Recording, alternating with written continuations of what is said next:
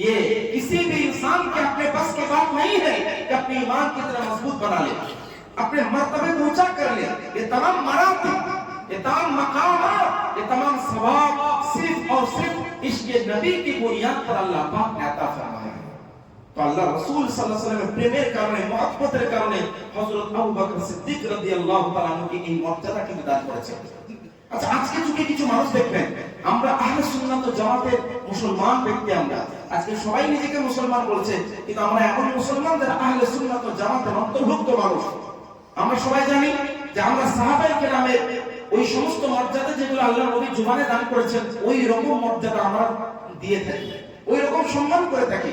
হযরত আবু বকর সিদ্দিককে সিদ্দিক আকবর বলেছেন, তো আমরা সিদ্দিক আকবর বলি। ওমর ফারুককে ফারুকে আযম বলেছেন, তো আমরা ফারুকে আযম বলি। উসমান গনিকে যুন্নুরাইন বলেছেন, তো আমরাও যুন্নুরাইন বলি। মাওলা আলীকে আল্লাহ রাসূল বলেছেন, আনা মদিনাতুল ইলমি ওয়া আলীউল বাবুহা, তো আমরাও বলি দয়াল নবী হচ্ছে ইলমের শহর, তার দরওয়াজা হচ্ছে ইলমের শহর, তার দরওয়াজা হচ্ছে আলী। আমরা যে যেমন সাহাবীকে যেমন দয়াল নবী সম্মান দান করেছেন, ওইভাবে আমরা স্পষ্ট করি। কিন্তু আজকে যুগে কিছু মানুষ আছে দেখবেন, মিথ্যাভাবে ওই সমস্ত নাপাক জবানে আলী আলী বলা সাজে না।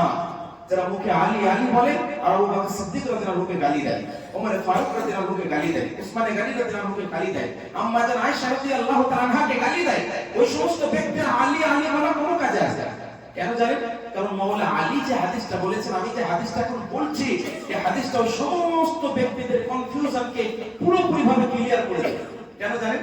মুসনাদে বাজ্জার একটি সুবিখ্যাত হাদিসের কিতাব। মুসনাদে বাজ্জারের মধ্যে একটা হাদিস আছে, এই হাদিসটা মাওলা আলী রাদিয়াল্লাহু তাআলা আনহু নিজে বর্ণনা করেছেন। তাহলে বলতে পারেন মাওলা আলীর দরবার থেকে যদি আমরা ক্লারিফিকেশন পেয়ে যাই, এর চাইতে আর কোনো অভিযোগ হওয়ার দরকার আছে না। अगर मौला अली की बारगाह से हमें जवाब मिल जाए तो क्या एतराज करने का हक किसी को है? किसी को नहीं है। मौला अली রাদিয়াল্লাহু তাআলা আনহু উনি একদা উনি নিজে বর্ণনা দিচ্ছেন, নিজের জবান দ্বারা উনি বলছেন, সেটা কি? উনি বলেন, খায়রু মিন উম্মতি খায়রু মিন হাযিহি উম্মতি আবু বকর সুম্মা উমর। কি বলছেন? এই উম্মতের সর্বশ্রেষ্ঠ ব্যক্তি হচ্ছে আবু বকর সিদ্দিক, তারপর হচ্ছে ওমর ফারুক, তারপর হচ্ছে উসমান, তারপর আলী। কিন্তু মাওলানা আলী রাদিয়াল্লাহু আনহু এই দুইজনের নাম প্রথমে এই জন্য নিলেন কারণ মানুষ আজকে ওমর ফারুক, আবু বকর সিদ্দিক সম্পর্কে অনর্থক বাক্য লাভ করে। আমি যদি আপনাদেরকে বলি যে ইসলামের 80% বিধিবিধান, 80% সুরক্ষা এই দুইজন সাহাবী দান করেছেন। কিভাবে জানেন? জঙ্গে ইয়ামামা একটি যুদ্ধ হয়েছিল, একটি যুদ্ধ। আচ্ছা, আবু বকর সিদ্দিক কিভাবে যুদ্ধে অংশগ্রহণ করেছেন জানেন? বদরের যুদ্ধ ইসলামের প্রথম যুদ্ধ। বদরের যুদ্ধের সময় মহান নবীর ডান পাশে দাঁড়িয়ে আবু বকর সিদ্দিক রাদিয়াল্লাহু তাআলা সহযোগিতা করেছেন। আর জঙ্গে তাবুক একটি যুদ্ধ হয়েছিল, জঙ্গে তাবুক। আপনারা অবাক যাবেন, জঙ্গে তাবুকের সময় আল্লাহ নবী মসজিদে নববী শরীফে দাঁড়িয়ে বললেন, এ আমার সাহাবীরা, এই যুদ্ধের জন্য কিছু সম্পদের দরকার, তোমরা কে কে আছো নিজের বাড়ি থেকে সম্পদ আনো। জঙ্গে তাবুকের সময় সমস্ত সাহাবীরা, এই হাদিসটা স্বয়ং ওমর ফারুক রাদিয়াল্লাহু তাআলা আনহু বর্ণনা করছেন। উনি কি বলছেন দেখেন, উনি বলেন আমানা রাসূলুল্লাহ সাল্লাল্লাহু আলাইহি ওয়াসাল্লাম আন্না তাসাদ্দাক, আল্লাহর নবীর দরবার থেকে আমাদেরকে এই এলান করা হলো যে আমরা যাতে সদকা করি, আমরা যাতে দান করি। আমি হুকুম দিয়া গয়া कि हम सदका करें। तो उमर फारूक রাদিয়াল্লাহু আনহু বলেন, জিদতু বিনিসফি মালি, আমি দয়াল নবীর দরবারে আমার সম্পদের, পুরো সম্পদের অর্ধেক সম্পদ দয়াল নবীর দরবারে রেখে দিলাম। मैं अपनी तमाम दौलत का आधा हिस्सा बारगाह मुस्तफा में हाजिर कर दिया। তারপরে কি বলছেন? ওয়াজা আবু বকর বিকুল্লি মালি, আর আবু বকর সিদ্দিক পুরো বাড়ি থেকে ছিটিয়ে ছাটিয়ে সব পুড়িয়ে একদম পুরো পুটলি বেঁধে বাড়ির সমস্ত সম্পদকে কাঁধের উপরে ঝুলিয়ে দয়াল নবীর দরবারে রেখে দিলেন। इन्हें अपने तमाम घर में जितना कुछ था उठा करके, बांध करके, पुटली पर बांध करके बारगाह मुस्तफा में हाजिर कर दिया। तो अल्लाह नबी तक बोलছেন, मासा तारकता या अबू बकर बिअहलिक, এ আবু বকর তুমি তোমার বাড়ির জন্য কি রাখলে? সব যখন তুমি নিয়ে চলে এলে, তো বাড়ির পরিবার, তোমার স্ত্রী, তোমার সন্তান সন্ততি, তাদের জন্য কি রাখলে? मौला আলী রাদিয়াল্লাহু আনহু, ওমর ফারুক রাদিয়াল্লাহু আনহু, উসমান গনি রাদিয়াল্লাহু আনহু সবাই নিজ নিজ সম্পদে দান করলেন। সবার উপস্থিতিতে আবু বকর সিদ্দিক রাদিয়াল্লাহু আনহু উত্তর দিলে জানেন, উনি বলেছেন তারাকতু লাহুম আল্লাহ ওয়া রাসূলা, ইয়া রাসূলুল্লাহ আমি বাড়িতে আল্লাহ এবং তার রাসূলকে রেখে এলাম। यानी मैंने तमाम दौलत को बारगाह खुदा में, बारगाह मुस्तफा में निछावर कर दिया और तमाम घर वालों के लिए अल्लाह और उसके रसूल को छोड़ के आया। এইভাবে সিদ্দিক আকবর রাদিয়াল্লাহু আনহু সম্পদকে বিলীন করে দিয়েছিলেন। আর উমর ফারুক রাদিয়াল্লাহু আনহু হাদিসটাকে বর্ণনা করছেন মাওলা আলীর উপস্থিতিতে, উসমান গনির উপস্থিতিতে, বড় বড় সাহাবায়ে কেরামের উপস্থিতিতে। এই মর্যাদা কিন্তু এমনি এমনি উনি পাননি, দয়ার নবীর প্রেম, ভালোবাসা, মহব্বতের কারণে কিন্তু পেয়েছেন। তো যে বিষয়টা বলছিলাম, মাওলা আলী রাদিয়াল্লাহু আনহু নিজে বলেছেন, শেরে খুদা হায়দার কাররাম ফাতে খাইবার, মাওলা আলী রাদিয়াল্লাহু আনহু জুবানি জবাব। এরপরেও যদি কোনো ব্যক্তি মন্তব্য করে, কটূক্তি বাক্য করে, ওই ব্যক্তি মুহাব্বতে আলী দাবিদার, মিথ্যা দাবিদার। মাওলা আলী বলছেন খায়রু মিন হাযিহিল উম্মতি আবু বকর সুম্মা উমর, এই সমগ্র উম্মতের সর্বশ্রেষ্ঠ ব্যক্তি হচ্ছে আবু বকর সিদ্দিক, তারপর হচ্ছে ওমর ফারুক।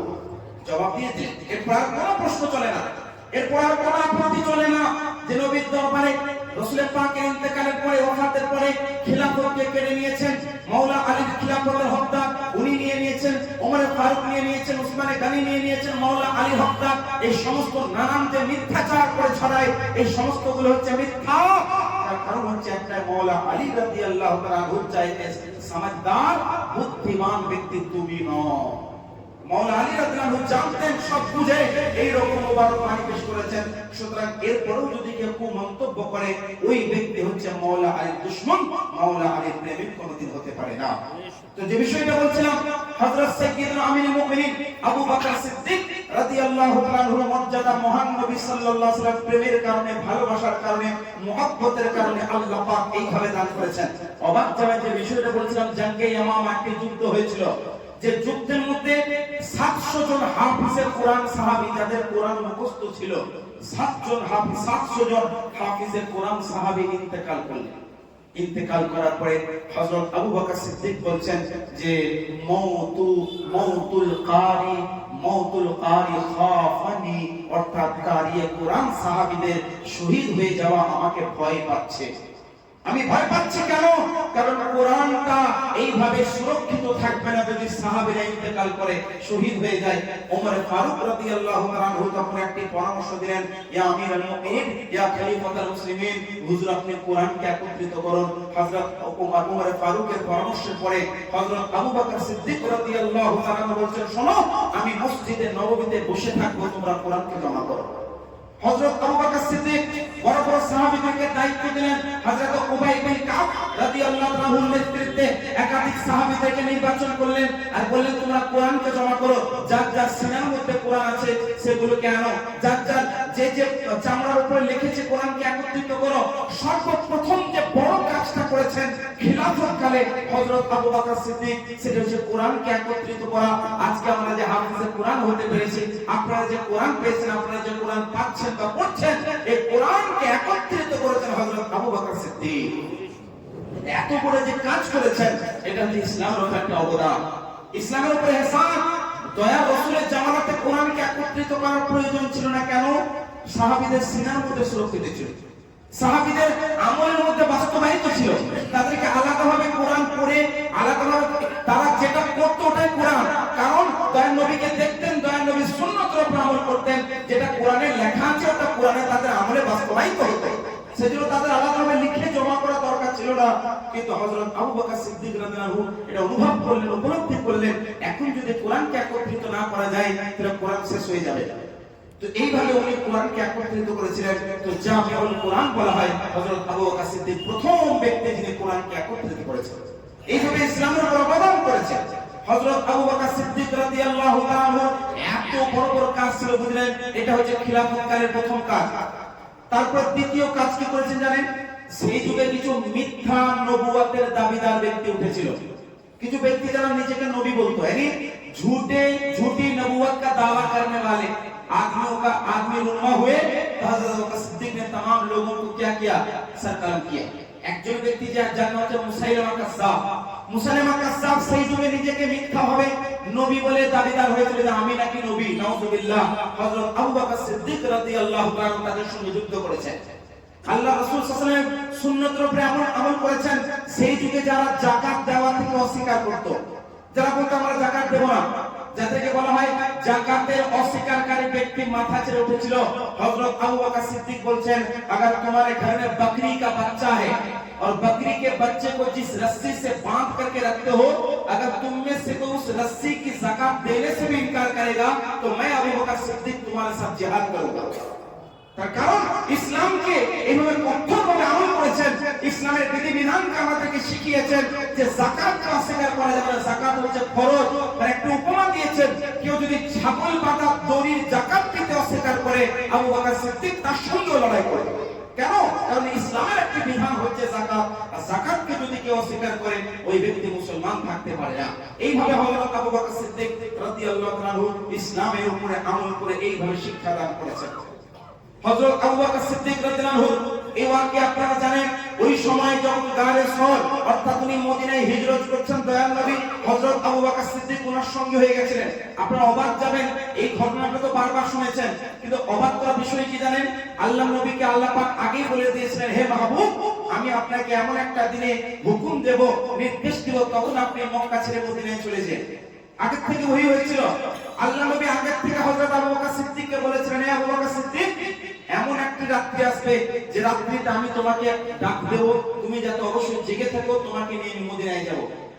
আপনারা অবাক যাবেন, যেদিন আল্লাহ নবী বলেছেন সেই দিন থেকে আবু বকর সিদ্দিক প্রত্যেকদিন রাত্রে না ঘুমিয়ে দরওয়াজার সামনে কান লাগিয়ে বসে থাকতেন, ঘুমাতেন না। যে যখন দয়াল নবী একবার আবু বকর বলে ইয়া আবু বকর বলে আওয়াজ দেবে, আমার জবানে হবে লব্বাইক ইয়া রাসূলুল্লাহ, यानी पूरी रात बेदार होकर के या रसूल अल्लाह या हबीब अल्लाह लब्बैक पुकारने के लिए खड़ा रहते थे कि जब ये अबू बकर पुकार आएगा, गुलाम रसूल पाक हमेशा जवाब देगा लब्बैक या रसूल अल्लाह। এইভাবে উনি জেগে থাকতেন না ঘুমিয়ে, দরওয়াজার সামনে কান লাগিয়ে। যখন দয়াল নবী একবার বলেন ইয়া আবু বকর, দয়াল রাসূলের জবাবে আবু বকর সিদ্দিক বলেন লব্বাইক ইয়া রাসূলুল্লাহ, সঙ্গে সঙ্গে দরওয়াজা খুলে দিলেন। আর দরওয়াজা খুলে সমস্ত আসবাবপত্র নিয়ে আল্লাহ রাসূল সাল্লাল্লাহু আলাইহি ওয়াসাল্লামকে নিয়ে মদিনার দিকে রওনা দিলেন। তো এই হচ্ছে প্রেম, ভালোবাসা, মহব্বত। ওমর ফারুক রাদিয়াল্লাহু আনহু একদিন আবু বকর সিদ্দিক রাদিয়াল্লাহু আনহু কি বলছেন জানেন? আপনারা অবাক যাবেন। ওমর ফারুক কি ছোট সাহাবী না? ওমর ফারুক দ্বিতীয় খলিফা। ওমর ফারুক সম্পর্কে আল্লাহ নবী বলেছেন, আমার পরে যদি কোন নবী হতো ওমর ফারুক হতো, কিন্তু আনা খাতামুন নবী লা নবিয়্যা বাদি, আমি হচ্ছি সর্বশেষ নবী, আমার পরে কোন নবী হবে না। कोई नबी हमारे मेरे बाद कोई नबी नहीं आएगा, कोई नया नबी नहीं होगा, लेकिन अगर कोई नबी होता तो उमर फारूक होते। এত মর্যাদা ওনার, এত মর্তবা। ওই উমর ফারুক কি বলছেন জানেন? এটা মুসনাদ ইমাম আহমদ বিন হাম্বলের মধ্যে হাদিসটা আছে, মিশকাতুল মাসাবির মধ্যে হাদিসটা আছে, একাধিক মাদ্রাসায় পড়ানো হয় কিতাবটি, ওখানে হাদিসটা সংকলিত আছে। আল্লাহর নবীর সাহাবী ওমর ফারুক রাদিয়াল্লাহু তাআলা আনহু উনি বলছেন, এ আবু বকর, ইয়া আমিরুল মুমিনিন, ইয়া খলিফাতুল মুসলিমিন, হুজুর আপনি আমার জীবনের সমস্ত আমলগুলো নিয়ে নিন, আর আপনি আমাকে আপনার একটা রাত্রি ইবাদতটা দিন। আবু বকর সিদ্দিক বলছেন, কোন রাত? কোন রাত্রি? তো ওমর ফারুক রাদিয়াল্লাহু আনহু বলছেন, হুজুর आपने जो उस रात काफिरों मुशरिकों से आप दूर होकर मुस्तफा जाने रहमत सल्लल्लाहु अलैहि वसल्लम के साथ गारे सौर में जो रात गुजारी, तमाम कुफ्फार मुशरिकीन से हटा कर रसूल पाक की हिफाजत की, आपने उनके साथ दिया, उनके साथ दोस्त बनकर आप गारे सौर में रहे। जो एक रात थी ना, वो एक रात की इबादत मुझे आप दे दीजिए, पूरी जिंदगी की इबादत आप ले लीजिए। আবু বকর সিদ্দিক রাদিয়াল্লাহু আনহু কি হেসে বলছেন, এ ওমর ফারুক, আমার পুরো জীবনের যদি আমল নিয়ে নাও, আমি তোমাকে বারণ করব না, কেন একটি রাত্রির আমল আমি কাউকে দিতে পারবো না। তার কারণ ওই একটি রাত্রির ইবাদত মহান আল্লাহ পাক এমন ভাবে কবুল করেছেন যে কোরআনে আবু বকর সিদ্দিক রাদিয়াল্লাহু তাআলা আনহুকে ইঙ্গিত করে, ইশারা করে পবিত্র কোরআনের মধ্যে বলেন, ইদি ইয়াকুলু লিসাহিবি লা তাহজান ইন্নাল্লাহ মা'ানা। কোরআনে আল্লাহ পাক হযরত আবু বকর সিদ্দিক রাদিয়াল্লাহু আনহু সম্পর্কে বলেছেন। তো সাহাবীরা অবাক যেতেন যে কাশ এই সৌভাগ্য আমরা পেতাম যে সৌভাগ্য আবু বকর সিদ্দিক পেয়েছেন, একটি রাত্রির ইবাদত। আল্লাহ রাসূল সাল্লাল্লাহু আলাইহি ওয়াসাল্লাম একথা বলছেন হযরত আবু বকর সিদ্দিক রাদিয়াল্লাহু আনহুকে উদ্দেশ্য করে। এই যে সিদ্দিক, আজকে কিছু মানুষ বেরিয়েছে যারা বলছে না আবু বকরকে সিদ্দিক বলা যাবে না, বলুন নাউজুবিল্লাহ। আবু বকর নাকি সিদ্দিক নয়, সিদ্দিক হচ্ছেন মাওলা আলী রাদিয়াল্লাহু তাআলা। আমি বলবো যদি মাওলা আলীকে সিদ্দিক বলা হয় তাতে কোনো অসুবিধা নেই। সিদ্দিক মানে সবথেকে বেশি সত্যবাদী, সাহাবীরা হচ্ছে সবথেকে বেশি সত্যবাদী। আমি বলবো শুধু মাওলা আলী নয়, মাওলা আলী হচ্ছে সিদ্দিক, উসমান গনি হচ্ছে সিদ্দিক, ওমর ফারুক হচ্ছে সিদ্দিক, কিন্তু সিদ্দিক আকবর যে নামকরণ মহান নবী করেছেন ওই সিদ্দিক আকবর হচ্ছেন আবু বকর। তাতে কোনো আপত্তি নেই। কেউ যদি মাওলা আলীকে সিদ্দিক বলেন কোনো আপত্তি নেই, উসমান গনিকে সিদ্দিক বলেন কোনো আপত্তি নেই, ওমর ফারুককে সিদ্দিক বলেন কোনো আপত্তি নেই, কিন্তু যে সিদ্দিক আকবরের টাইটেল মহান নবী দান করেছেন সেটা হচ্ছে মহান নবী সাল্লাল্লাহু আলাইহি ওয়াসাল্লামের সর্বশ্রেষ্ঠ সঙ্গী হযরত আবু বকর রাদিয়াল্লাহু আনহু। বলেন কিভাবে? আমি একটা হাদিস শোনাই। মুসনাদে ইমাম আহমদ বিন হাম্বলের মধ্যে একটা হাদিস আছে, বুঝলেন? আল্লাহর রাসূল সাল্লাল্লাহু আলাইহি ওয়াসাল্লাম নিজে বলেন, ইন্নাল্লাহ সাম্মা আবা বকরিন আলা লিসানে নবিয়িহি আস-সিদ্দিক। বিশ্বের মহান আল্লাহ তার নবীর জবানে আবু বকর সিদ্দিকের নাম রেখেছেন সিদ্দিকে আকবর। বলুন সুবহানাল্লাহ। তাহলে এই নামটা আল্লাহ নিজে রেখেছেন, নবীর জবানে আল্লাহ জারি করেছেন যে তোমার এই বন্ধু হযরত আবু বকরকে সিদ্দিক বলো।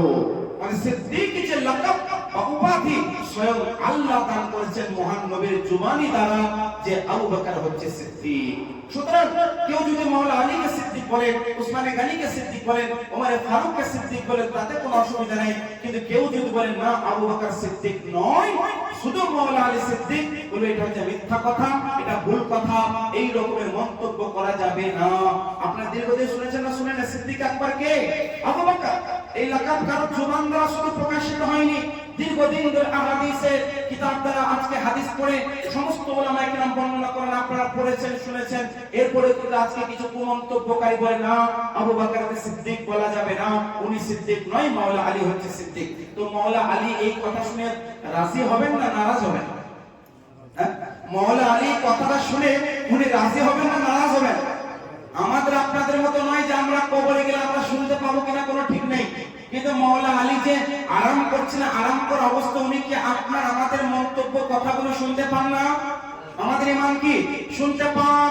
তো আজকে যারা কুমন্তব্য করে না হযরত আবু বকরকে সিদ্দিক বলা যাবে না, এই কুমন্তব্যটা শুনে মাওলা আলী কি রাজি হবেন না নারাজ হবেন?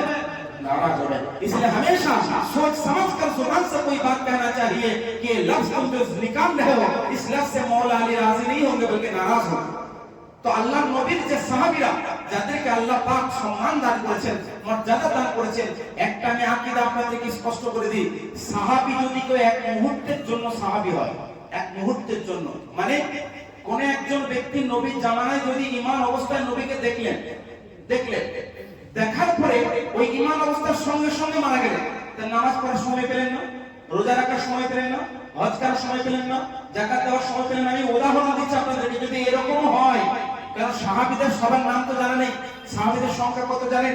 1,24,000। কত বললাম?